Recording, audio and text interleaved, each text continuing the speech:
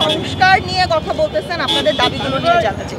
না, আমরা আজকে ঘোষণা দিয়েছি যে আমাদের যে দাবিগুলো হবে, আমরা জনগণ যারা আছে তাদেরকে নিয়ে আমরা ড্রাফট তৈরি করে জনগণ যেটা চাইবে আমরা সেটাই দাবি দিব।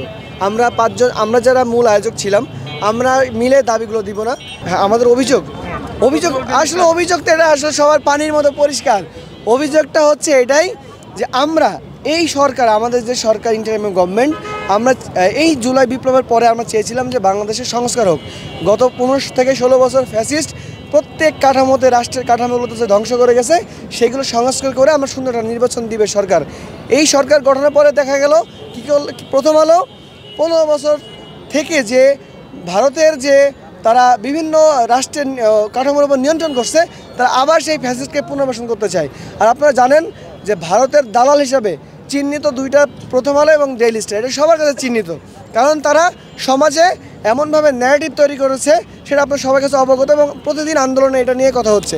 এই জন্য আমাদের দাবির মূল উদ্দেশ্য যে বাংলাদেশের রাষ্ট্রের কোথাও ভারতের কোনো নিয়ন্ত্রণ থাকবে না। আমরা আসলে লক্ষ্য করেছি যে বিগত 15 বছরে শেখ হাসিনাও আসলে সংসদে বারবার বলেছে প্রথম আলো, মানে এই যে বিষদগার, এখন আবার প্রথম আলো ঠিক এই মানে এক সময় যেই সরকার যায় সেই সরকারই প্রথম আলো সমালোচনা, আপনারা সমালোচনা কী কারণ আসলে? না, আসলে সমালোচনা প্রথম আলো গত ফ্যাসিস্ট কখনোই আসলে প্রথম আলো সমালোচনা করেনি, কারণ এই ফ্যাসিস্টকে শক্তিশালী করার জন্য প্রথম আলো কাজ করেছে।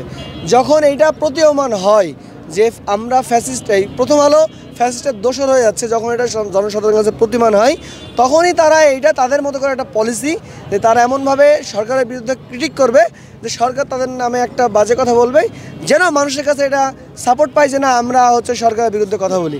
তাছাড়া এটা রাজনীতি ছাড়া কিছুই না।